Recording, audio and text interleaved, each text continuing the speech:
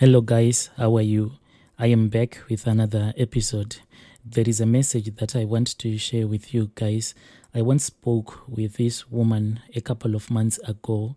She had not yet given me the permission to share a story. So when I spoke with her again, she said, "It is okay, Brother Nashi, you can share my story." This woman said that she died and she rose up from the dead. Her story goes on like this. Hello, Brother Nashi, how are you? Mine is not a confession, but I have decided to share this incident that I faced. When I faced this incident, it was in the year 2006. Whenever I wake up alive each and every day, I thank God because I should have been dead by now. Now we are in 2023. I don't know how many years I should have been dead because this thing happened in 2006.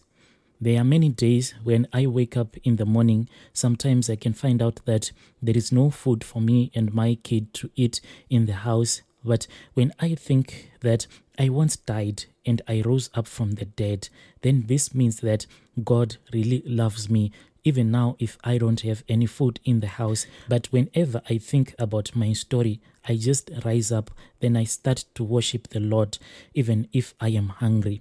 By that time, I was only 19 years old. By that time, I fell sick and the sickness became stronger each and every day. My parents were poor and it was hard for them to take me to the hospital. There was no money. They tried borrowing money, but no one was interested in giving them money. Who will ever borrow money to a person who is poor? You will know that even if you give them this money, the whole community knew that our parents were too poor to repay back the money that they would have borrowed. And in our house, there was no property. So even if you wanted to come at our house and collect some property so that you can go and sell that property and you can get your money, we had nothing. We had an old bed. We had an old TV.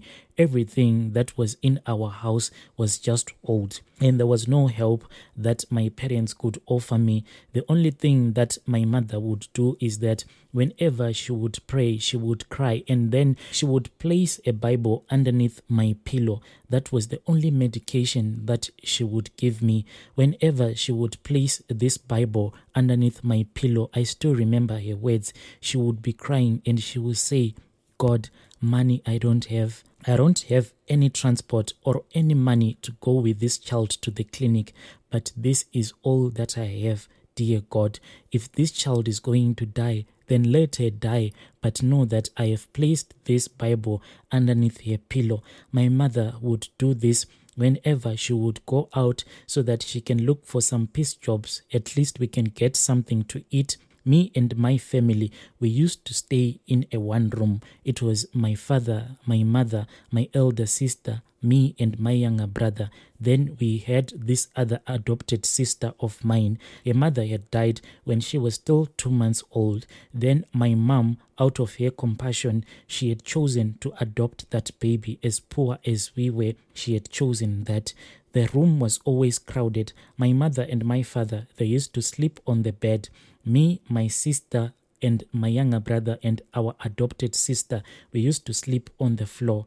Life was really terrible. When I fell sick, my parents then decided that since I was not feeling okay, I had to sleep on the bed with my mom. Then my father would sleep on the corner. There were many nights when my father would just sit in the chair because there was no room for all of us to sleep. And there was no way my father could share the same blankets with my other sister because at that time she was already 21 to 23 years old. So my father would just take a blanket, then he would sit on the chair whilst he was watching the TV, and then he would just fall asleep. No one was interested of giving us any money. But at that time, I want to be thankful to our landlord because when he saw that I was sick, he then said that you won't pay any rent because we were owing him rent money for a couple of months and he had threatened to kick us out. But when my father opened the door and he said, "If you kick me out, you've already given a death sentence to my daughter." When he walked into that room where we were staying and when he saw my condition, he then decided to let He then decided to let my parents stay until I had recovered. Then they will start to pay their rent money again. There were many nights whenever my mom would pray, but the more that she will pray, the more the sickness will get worse. But my mom, she never got tired. There were so many days that my mom there were so many days when there were so many times when my mom will go on a 40-day, 40-night fasting and she will be praying. Sometimes she will tell you that I am weak because she will not eat for 40 days and 40 nights. She would only eat light meals, then she will continue with her prayer. I was still in pain. I could not walk. At the same time, I had lost my appetite, Brother Nashi. One day, it was in the afternoon, I was sleeping in the bed and I was in pain. I remember that my mom was sitting beside me, and when she looked at me, I saw that I was about to die because tears were coming out of her eyes. That is when I slept. When I thought that I had fallen asleep, I had died, Brother Nashi. To me, I thought that I had fallen asleep, but the reason why my mom was crying, it was because they had seen all the signs that I had given up the ghost. My spirit had came out of me and I was no longer breathing. I want people to know that when their loved ones are about to die, they can see everything and you do not feel the pain. I just felt this other spirit that came over me. It was a spirit of peace that came over me. Then I slept. When I slept, all the pain was gone. And it was like a dream, but it was happening in real time. I was seeing something that was on the other side of the world. Then I was seeing everything that was happening in the room that my mom was in, but I could not communicate with her. It was like a dream, but at the same time, it was like I was watching another life. I saw two little men coming into the room that I was sleeping in. Then they took my spirit, they left my body. I still remember how I felt when those two young men touched me. Their hands were so soft. I asked them where they were taking me to, but I couldn't hear what they said because they were talking in another language that I could not understand. Then we started flying. This was after we had walked out of that room where my parents and my family used to stay. Then we started flying. I didn't know that I could fly. Then they left my soul, but the place where they left my soul, I saw that it was a very big road and I could hear some footsteps. But what surprised me is that I didn't see the faces of the people who were walking on that road, but it was a lot of people that were walking on that road. Millions and millions of people were walking on that big road. I started walking. I entered the first gate and there was a man who was holding something that looked like a sword, but I couldn't manage to look at him because his face was shining like the sun. Then I entered the second gate and I went into a beautiful place. What I still remember is it was a beautiful place and there were people who were singing, and those people, they really had good voices.